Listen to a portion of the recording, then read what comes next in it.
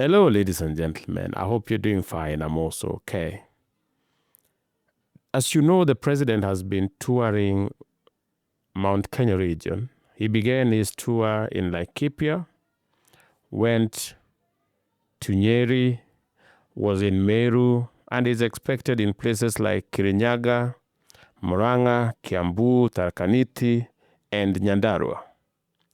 Now, based on the reception the president has received, there are those who are wondering whether it is possible for the president to reclaim Mount Kenya from Rigathi Gachagua. As you know, there is a palpable opposition to President William Ruto in Mount Kenya region. And this is because of several things, but mainly the decision of the president to bring on board one Raila Odinga. As I told you, whenever you bring in Raila Odinga, you are certainly going to lose the people of Mount Kenya, especially the Kikuyus. Because of that, the expectation of many was that the president was going to talk to himself. People were never going to show up. And if they did, they were going to heckle him. And majority expected very nasty scenes to prove that the region has rejected President Ruto. Now that did not happen, is it possible for the president to reclaim Mount Kenya from Rigathi Gachagua? That is what we answer in this video. And if that is a subject that you're interested in, I urge you to continue watching. And if you're watching this channel for the first time, take a moment, subscribe to the channel, so that whenever we produce videos of this nature, you will be notified. Like I said, ladies and gentlemen, since July 2023, there has been growing opposition to President Ruto in the larger Mount Kenya region. And this has everything to do with the decision of the president to allow for the dialogue between the Kenya Kwanza people and the opposition, which was Azimio then. And the people of Mount Kenya felt betrayed that the president was willing to extend an olive branch to Raila Odinga instead of finishing him completely as he had promised. Of course, that led to some rebellions, which culminated in serious anarchy and destruction of property in June of 2024. Mount Kenya since then has not hidden their opposition to William Ruto. The people who used to support universal health care, people who had no problem with affordable housing, people who found Hustler Fund to be revolutionary, and those who enjoyed everything that was associated with subsidized fertilizer, all of a sudden turned and started calling those programs and projects scam. So it has not been easy, because this is the base that got President Ruto elected. And so the president had to visit the region. And I gave you the three main reasons why the president had to visit Mount Kenya. If you have not watched that video, I've linked it here and in the description below. Now, ladies and gentlemen, even though people expected heckling and other things, the president was celebrated. He got a heroic welcome. So the question we are answering is that a sign enough that it is possible for the president to get back his Mount Kenya support? To answer the question as to whether the president can reclaim Mount Kenya back from Rigathi,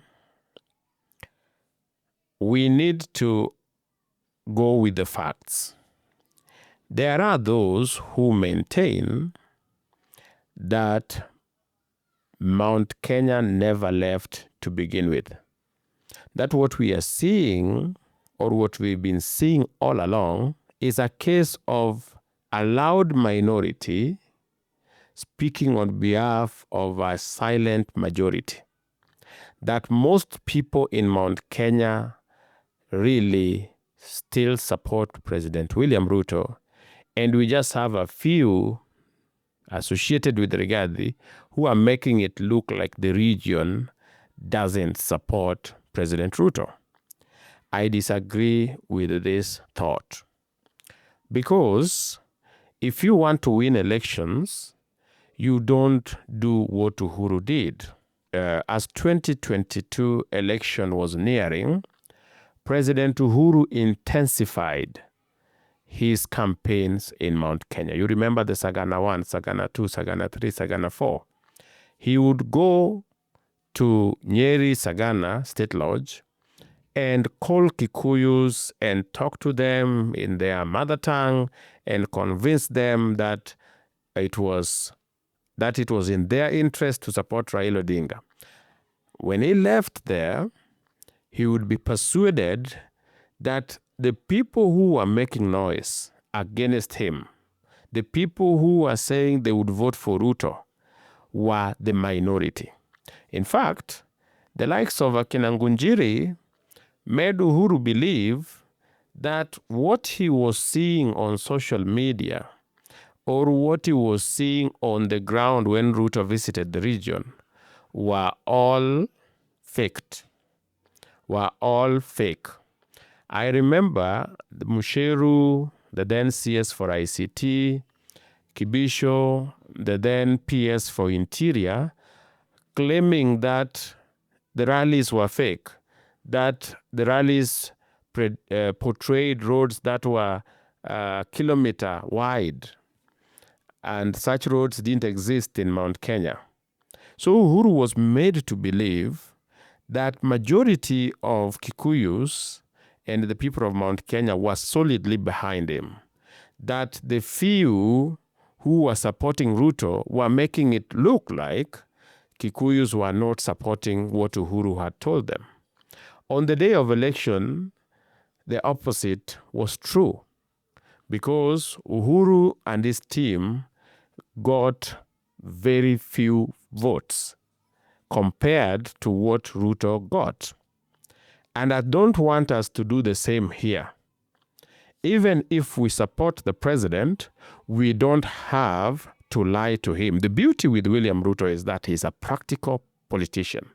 So he knows what the ground says, and that is what he has gone to even do. He's gone to test, is it possible to reclaim the mountain back? Because he also understands the mountain is gone. I told you, you bring Raila on board, they go. And Raila is on board, and so they'll go. But that does not mean the president does not have some support. As I told you in the previous video, Mount Kenya is not going to vote in one basket. There is a percentage that will vote against William Ruto, granted, but there is also a percentage that will still vote for William Ruto. And it is my humble opinion that this percentage that will still vote for William Ruto is the one that was welcoming the president and is the one the president went to talk to. Because otherwise, if the opposite was true, if it was true that Mount Kenya largely support President Ruto and only a few are with Rigathi Gachagua would have been rendered irrelevant by today, because the people of Mount Kenya would have told him in no uncertain terms that he is not welcome and that his attacks against President Ruto are uncalled for. They would have celebrated his impeachment. But that is not the case, ladies and gentlemen. Unless we want to bury our heads in the sand and have an alternative reality, the reality is that the likes of Rigathi have provided the people who wanted to walk away from Ruto with an excuse. They can hide behind the predicaments of Rigathi Gachagua and say that President Ruto, we disagree with you because you humiliated one of our own, or because you sacked one of our own and impeached one of our own. That is what is happening in Mount Kenya, in my opinion. Majority of the people there left because of Raila, but are now using Rigathi and this predicament as an excuse why they left President Ruto. I don't think that it is true that majority of the people in Mount Kenya are supporting William Ruto. Unless proven otherwise, I maintain that majority of Mount Kenya voters already left William Ruto and are looking for any excuse, any small excuse, any person to support other than President Ruto. But that does not mean there isn't a percentage that is still standing with the president. The beauty, something that strategically happened in favor of President Ruto, is that the leadership, the elected leadership, is almost intact behind him. And that has value. Ladies and gentlemen, don't underestimate the value of a local leader, an MP, an MCA. Those are very important people when it comes to mobilization or reaching people at the bottom of the pyramid. Because an MCA will be talking to them at the lowest level, and MP will also be talking to them at the constituency level. And so in Ruto's case, the MPs from Mount Kenya, majority of them are still dedicated and fully loyal to the president. The reason as to why I was painting this picture for you is so that you understand where we are. Where we are is, ladies and gentlemen, that Mount Kenya is largely anti-Ruto, which takes us now to the question, is it possible for the president to reclaim it back? Can the president get the majority back to supporting him? I say it is possible, but it will require serious miracles. Because one, the easiest way to bring Mount Kenya back is to get rid of Raila Odinga. But getting rid of Raila Odinga will be the highest level of political betrayal in history of this country. Because when Ruto needed someone to stand with him, when it was very difficult, Raila Odinga stood with William Ruto. And even when it would have made sense for his selfish needs to vie, Raila Odinga still went and signed a memorandum of understanding with President William Ruto. He supports William Ruto. And when somebody supports you at that level, it is difficult, unless you are not politically wise, to get rid of that person, to appease people who have shown you that they can abandon you anytime. Because there's one thing Mount Kenya has shown William Ruto, that we come in, we give you our support, but we demand that you do as told. And if you don't, we abandon you and even try to overthrow you. So, while the votes from Mount Kenya is very important, I don't think it is too important that William Ruto would get rid of Raila Odinga and his support base to appease the Mount Kenya people. That is the easiest way to get them back. What I am sure is possible is that Ruto can destroy the falsehood that is being spread in Mount Kenya. Because the hatred for William Ruto in Mount Kenya is clothed in falsehood. They have concocted several lies and are spreading them as the gospel truth in the region as to why they hate Ruto. And this is something Ruto can destroy, because he's done that. William Ruto can always confront propaganda and give you the real version. When Rigathi was given time, he would paint Ruto as the worst individual. He would paint Ruto as somebody who was never there for him. He would paint Ruto as a traitor, betrayer, etc. When Ruto was given a chance to explain what actually happened, people looked at it and wondered what was wrong with Rigathi Gachagua. Because you would find that every opportunity Ruto got to help Rigathi Gachagua, he took it. And like Rigathi Gachagua, who every opportunity he got to undermine William Ruto, he also took it. So you see, when it comes to destroying propaganda, that is not a problem. William Ruto, I am persuaded the president can destroy the propaganda that is being used in Mount Kenya, so that at last people can just come out and be honest and say, we are opposing you because you brought Raila on board. Not because of SHA, not because of affordable housing, no, because these are things that they used to support.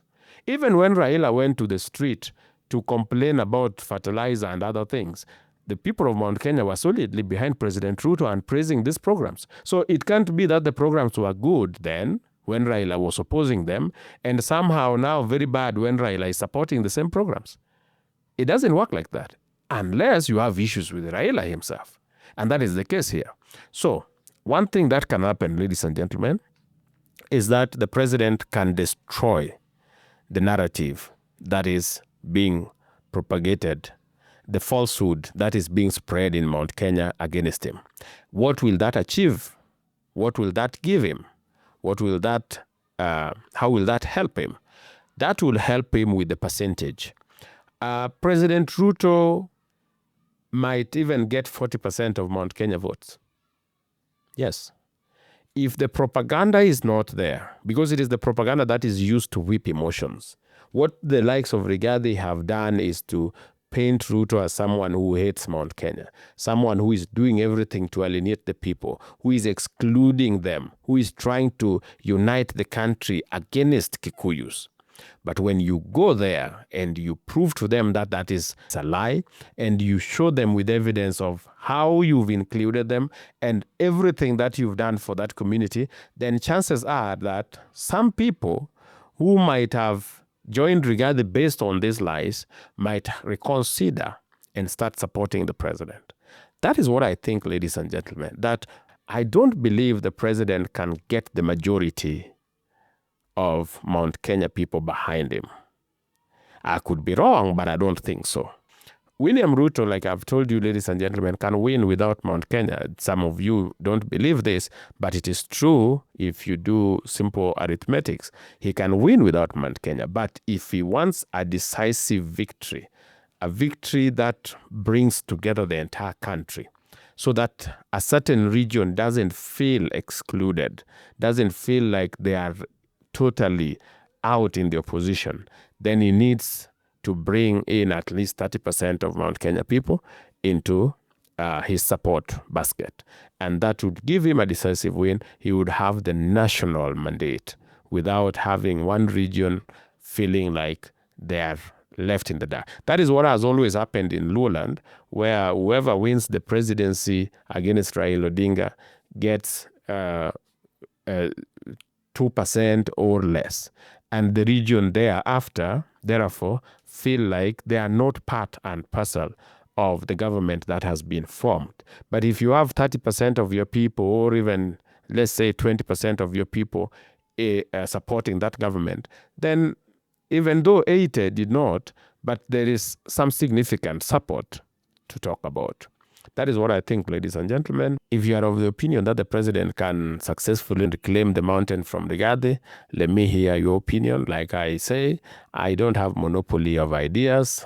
Here we learn. I just share with you what my views are, but I also want to hear from you. What do you think? Do you think there is an opportunity for President Ruto to regain Mount Kenya support? Or do you agree with me that it is not very possible to regain the majority, but it is possible to improve on the percentage, on the numbers, that we can even push it to 40%?